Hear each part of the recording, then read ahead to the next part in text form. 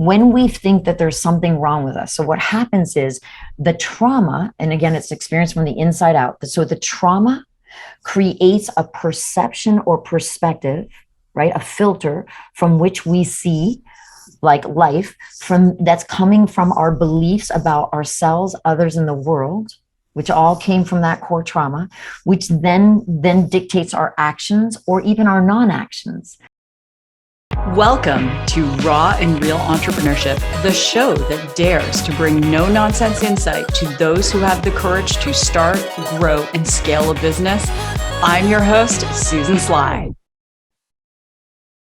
Well, hey, what's up, Raw and Real Entrepreneurs, wherever you are in the world. I hope you're having an amazing, amazing day. And don't forget, you can always go to susansly.com if you have a great idea for a show, a guest, a question, feedback on the show. I want to hear from you. Once again, go to susansly.com.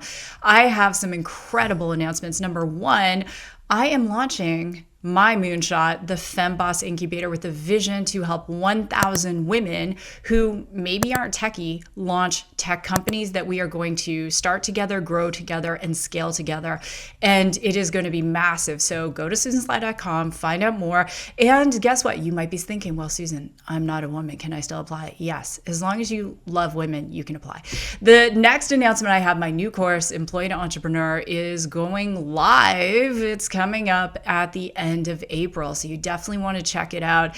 It is designed for someone who has never been an entrepreneur and needs to know the basics. You want the fundamentals so you can set yourself up for success. Why? I've only been an entrepreneur for 40 years. So, it's taking all of that and putting that wisdom and helping you create the knowledge so you can start your own business.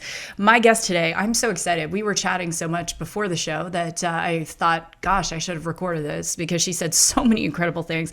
She's the founder and CEO of Aligned Intelligence and a best-selling author of Meant for More. And let's face it, aren't we all meant for more? And on top of it, she is an expert on the topic of human potential. And she and I are going to talk about self-sabotage. We're going to talk about growth potential. We're going to talk about why we don't do the things we're capable of doing. And we're going to talk about a lot of things. In developing her methodologies, she has interviewed and worked with countless other people, from Jack Canfield, Mel Robbins, who's amazing, billionaires, multimillionaires. She has launched 2 multi-million-dollar businesses, including an amazing business in the brick and mortar space, which is so cool. And on top of everything, I'm just going to tell you, she and I have both run the Boston Marathon, so I love her already. So my guest today is Mia Hewett. Mia, thank you for being here. Thank you so much for having me. It's so great to be here, Susan. Okay, Mia, let's get gritty. So if you're on YouTube, you can see Mia. You're like, oh, she's probably like 36 years old. No, but she has been in business for over 36 years. What was your first business? I know this is the funniest. I love this question so much because everybody expects me to be like, oh my gosh, I was like this entrepreneur out the gate. I'm one of those that was the opposite. I was actually the shy kid. So I actually was one of those kids that was really afraid of people's judgments of me, was always constantly hiding. I was the kid who always made other people look good.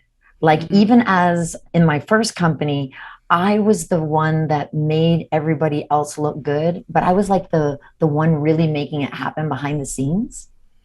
So in my very first business, I actually went to work when I was 13 years old. I grew up poor. And so in order to eat, it really became out of a necessity. And one of the catalysts that got that was that when I was about 13 years old, my dog died. Our house was so infested with fleas, they literally like sucked the blood out of him. So it was like one of those moments where I remember feeling like, I don't know what success is, but I'm not going to be poor for the rest of my life. So it was like a decision that I made right then and there that I knew that I was going to figure it out. It took me a little bit. I wasn't into my 20s before I really started. My first brick and mortar business was an insurance company. And again, I was like the one that really made things happen, but I wasn't the one being seen, if you will. Isn't that interesting? I'm like one of those opposite. I didn't really come out the gates being this already, knowing how to sell. Actually, my mother used to get violently mad at people who called on the phone that was trying to sell. So I had sales associated to something really terrible. I never wanted to be one of those people. So I've had to overcome all of that. So probably not the typical answer, right? Well, and I love that you brought that point up because we're very close in age. And I think for Gen X, there is a cohort of women and maybe the last cohort of women, but I was told women should be what? Seen and not heard, and being raised by my very strict Chinese grandmother and my dad. And I would go to, my grandmother was one of the founders of the first women's network in Canada, and she was such an advocate for women. And I would say, "Oh, can I go to these breakfasts?" And she would be like, "You can go, but you can be seen and not heard." So, and I grew up with that program, like helping a lot of people make a lot of money, as you have done as well, and being that person behind the scenes for a very long time. So, how did you overcome that? Because there are a lot of listeners. There are men, there are women, there are kids. They're like, "Mia, that's me. I'm so shy. I get so nervous speaking in front of the class or speaking in front of the boardroom." How did you overcome that? Back then, I didn't really know why I was like that. I just really thought that that was who I was. So, the first thing that I want to give anyone who struggles with self sabotaging or always feeling that way, I want to really say, I want you to consider that that actually isn't you. I know that sounds funny, but I'm gonna explain. So here's what I found that really happened. And I found this after my first business, and I built that, and I was still this, here I am being successful, being seen and feeling like a fraud, like feeling like I'm still feeling so insecure inside. Why do I feel this way? I belong here. I belong where, I'm successful, but I would still feel completely triggered by people, especially if they were real dominant personalities like my father was. I would literally just crumble and become the dumbest person in the room. My brain would stop working. I would go into frozen mode, but I didn't understand why. So here's what I found, and this is why I'm saying to all of those that feel this way, even if you've had really good childhoods, okay, it doesn't matter if you've had a great childhood or not. This is what's really happening to every single human being. So what happens to us is when we were born whole, perfect, and complete. You have to feel this. Like not one baby is born with a self-esteem issue, not one. So what happened to us? What happened to us is as a child grows, and we see this happens most often between 6 months old to 3 years old. So this is really young, right? But between 6 months old to 3 years old is the most common. And what happens is a child grows from an emotional bond of trust. And when that trust gets broken, we experience an immense shame. It's so traumatic for us that we don't know, like we don't even think that we're capable of surviving the emotions we're feeling. And because we don't know how to process our emotions, we're really young, right? So just for everybody that has never thought about this, a baby, just to interject something in this, a baby, even if you feed it and change it, it will die if it's not held. Mm-hmm. And the reason this is because as babies, we actually regulate our emotions off of our caretakers.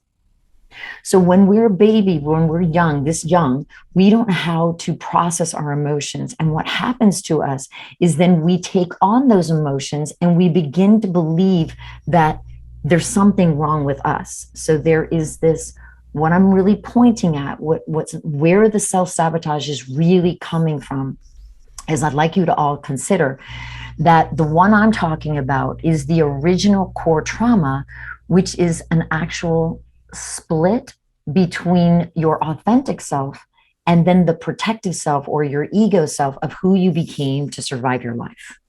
Does that make sense? It does. It does. And I'm thinking, I've traveled the world and been in orphanages in Cambodia and Africa, and you see, babies who just really aren't held, and not because it's just maybe there's one person and 24 babies or whatever the case is. And someone who's listening, Mia, let me ask this question. You might say, I had a traumatic childhood. I wasn't given affection. I watched my parent or caregiver go through a lot of anxiety, or maybe there was abuse. Or so, is there hope for me to get Yeah. over self sabotage?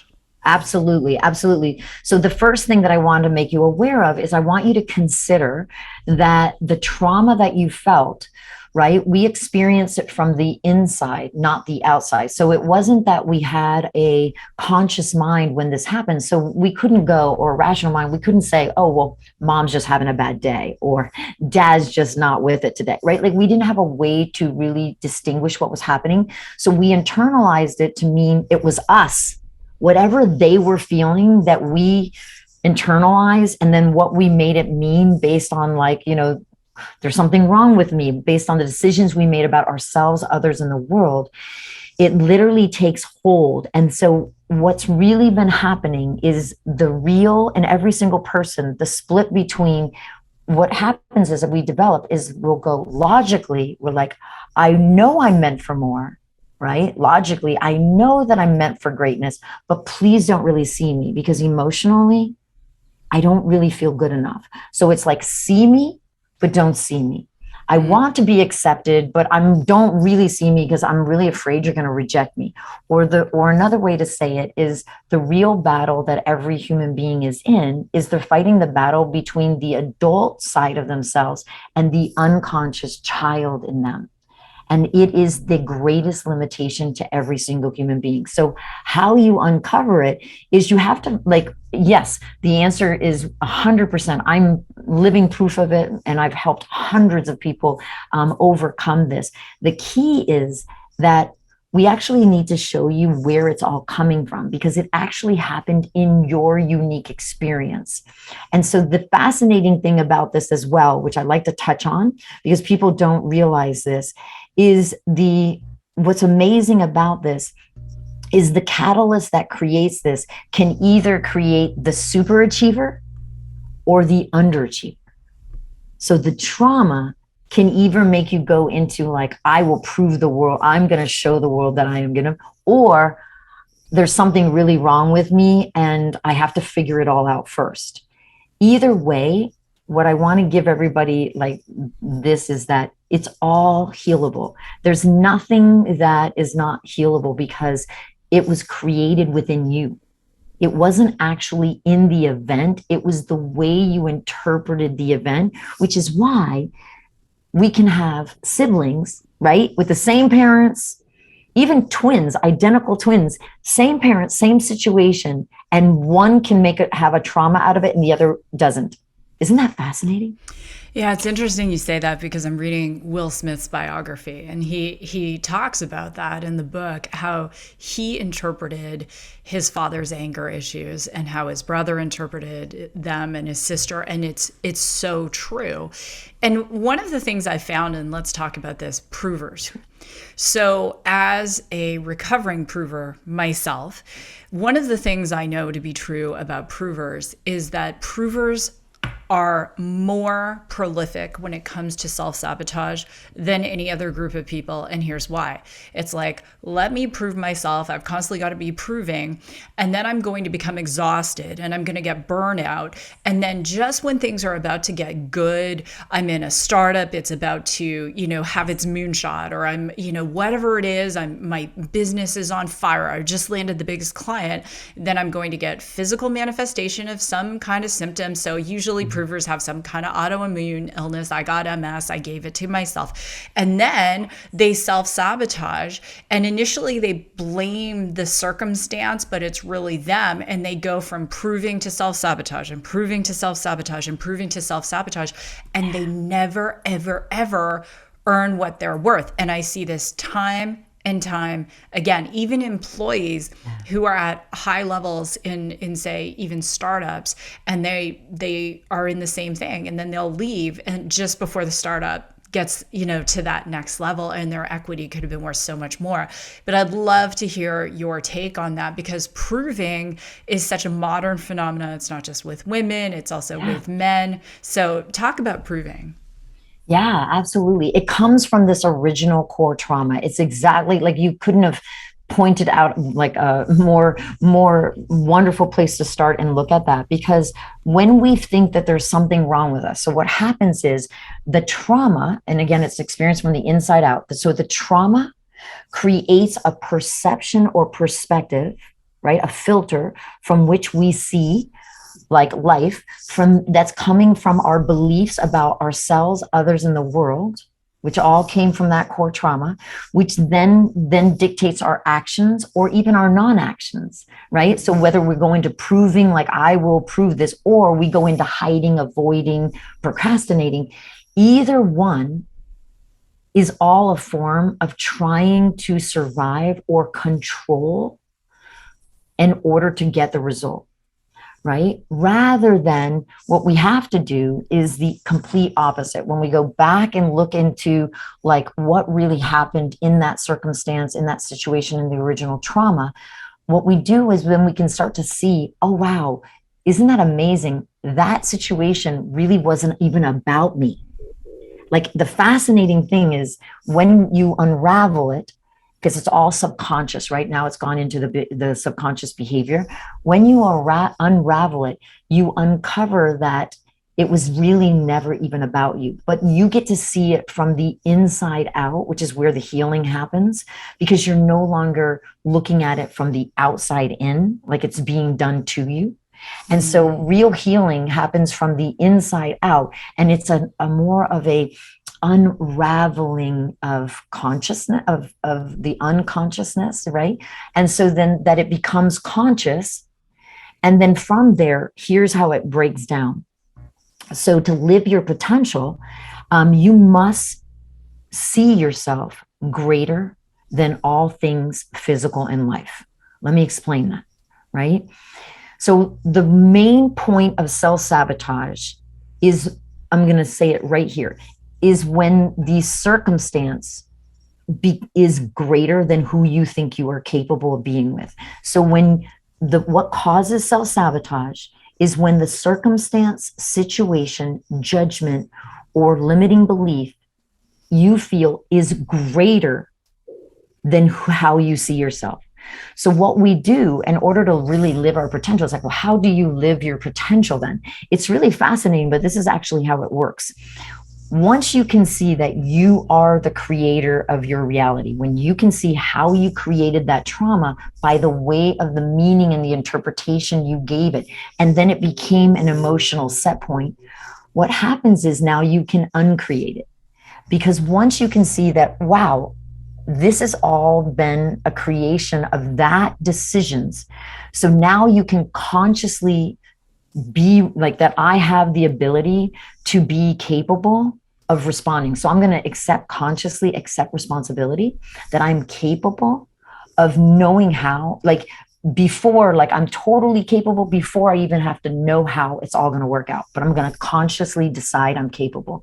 The second step inside of that is once you decide you're capable, is now you're going to actively and deliberately choose everything that's happening in your life. The way to grow bigger than your physical life, than your circumstances, is you have to actually choose it, right?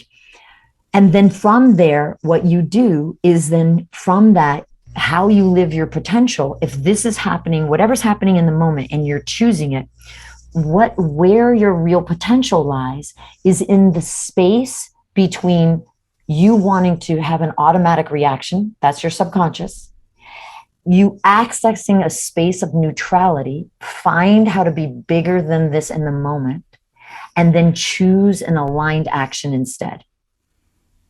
Does that make sense? It does. Yeah, absolutely. I mean, even when you think about this concept of who am I living into, or who am I a stand for 10 years from now? Yes. Right? Yes. So who are you a stand for 10 years from now? And what does she or he choose to do in this moment based on who you're a stand for 10 years from now? And there was an article that just came out in Entrepreneur magazine, and they were talking about how there's a technique called zooming. So which not sitting at home on a Zoom, but Yeah. zooming out and saying, okay, where is my industry going to be in 10 years? So where is artificial intelligence going to be in 10 years, or edge computing, or where Yeah. is whatever it is your industry is? And then Absolutely. going there and saying, who do I need to be 10 years from now, and what decisions do I make? And when someone really thinks about it, what I'm hearing is that if they're listening and going, oh my gosh, I know I'm going to get the emails. Mia's talking to me. I know I self-sabotage. I know this is me. How do Yeah. I heal it? Like, what is Yeah. that one first step they can take? And what I'm hearing from you is Yeah. that choice. Initially, it's like being an addict. You can be addicted to anything, addicted to drugs, addicted Yeah. to alcohol, and you can be addicted to self-sabotage. But what I'm Yeah. hearing from you is this presence and being highly attuned and aware to, this is the decision I want to make, but I know in my gut that that's not the decision that, when I'm coming from a higher place of path and purpose, that I'm going to make. Would that Sure. be Yeah, good? no, totally understand. Like, it's success is really a recipe, right? So it's always inside of a recipe. Like, if anything that's successful in life, there's always a recipe for it. I like to make it so simple for people to understand, that it's going to be really something so simple, but it's going to be inside of the recipe. So let me give you an example. So one of the ingredients in this recipe. So the first one is we can't change something we're not even aware of, right? So awareness is always going to be the first step, of understanding where this core trauma came from. But then once we are aware of it, the second step is always going to be, now we have to make a decision to look lovingly and face it. Right? There is that, like what you said earlier, really being able to choose that and go all in on it. So we're going to decide to face it. The third step, though, is now we have to clear the misunderstanding and misconception that was in our way. Because for a problem to exist, the equal and opposite solution must equally exist in the same moment. So, by this universal law of polarity, right?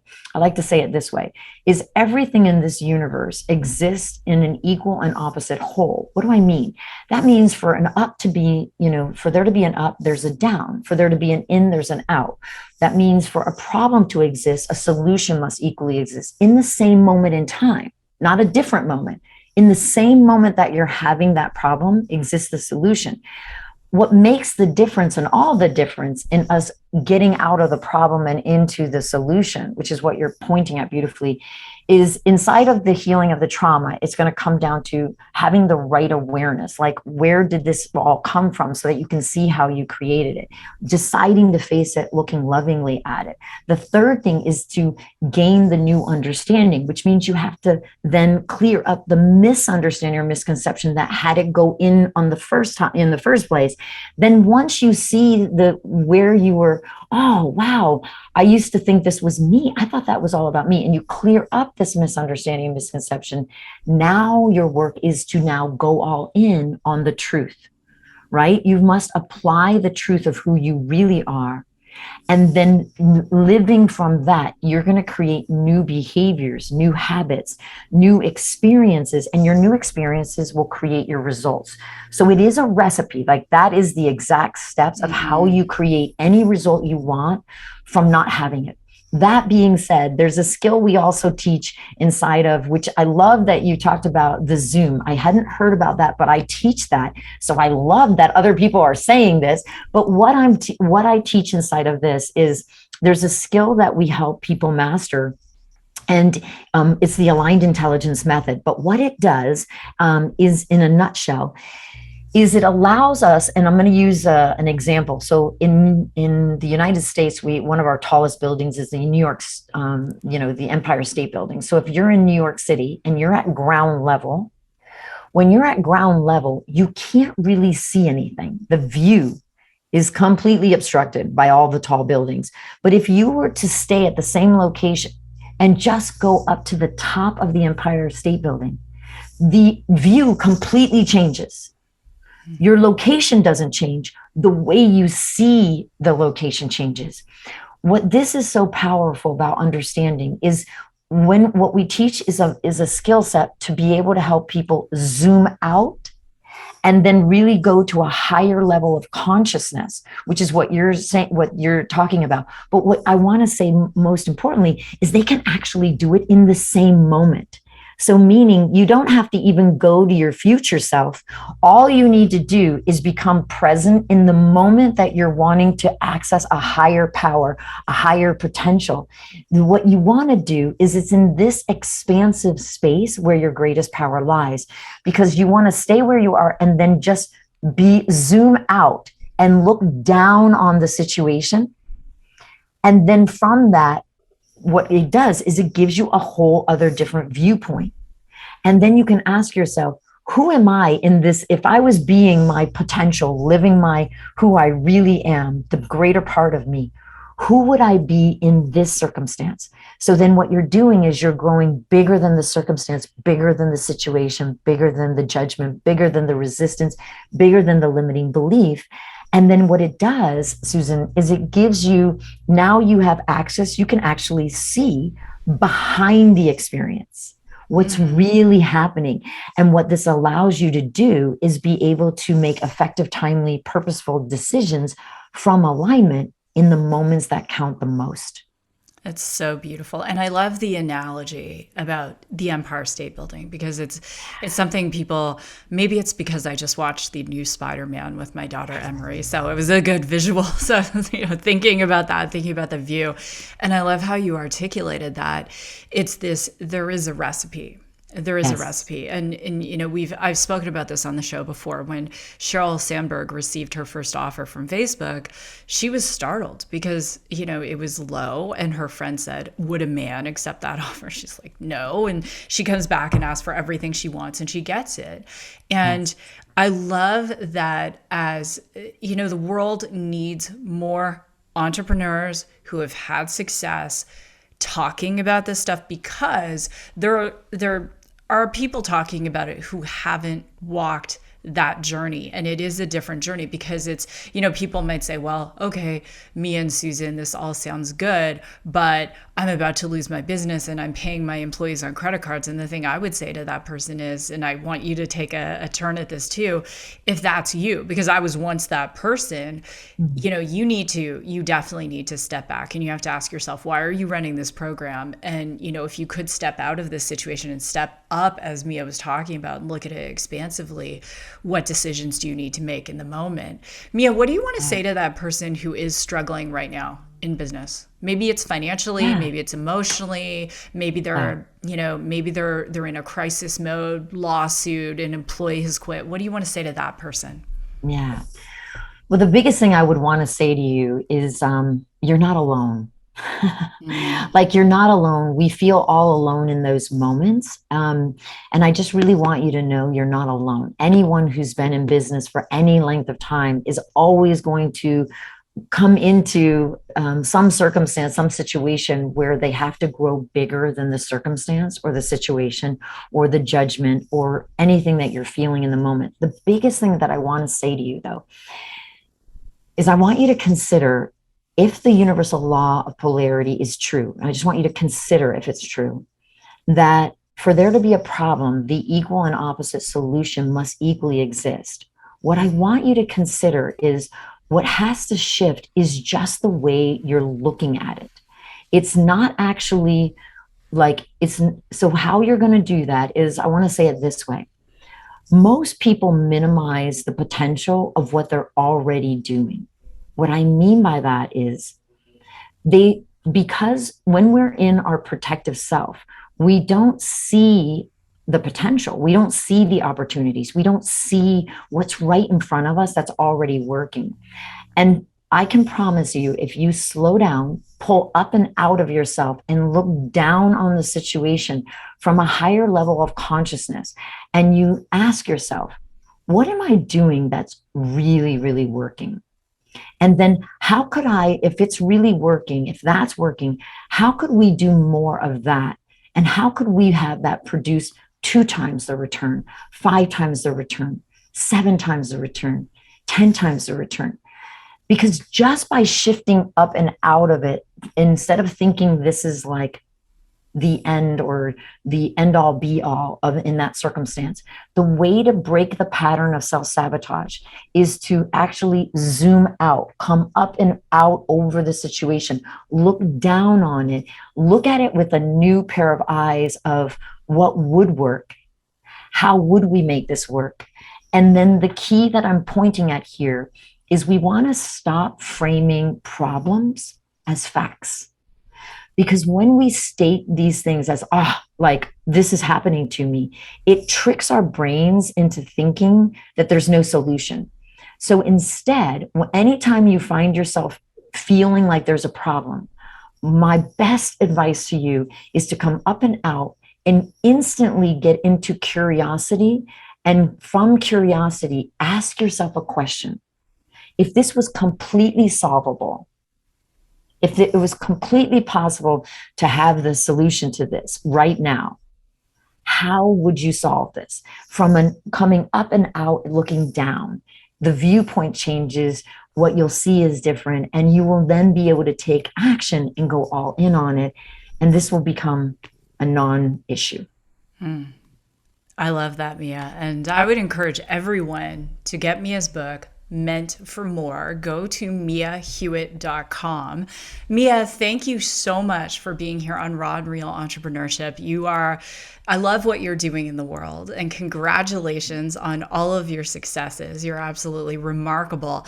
And everyone, if this episode has touched, moved, and inspired you, Mia and I would love a 5-star review. Share it on social, tag us on social, and by all means, write in. I love to get your feedback. So Mia, again, thank you so much for being here.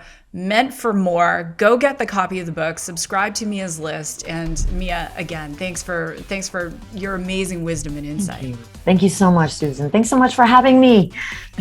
Absolutely. Well, everyone, this has been another episode of Raw and Real Entrepreneurship. Make sure you are subscribed. We have a new episode that comes out every single week. With that, God bless, go rock your day, and I will see you in the next episode.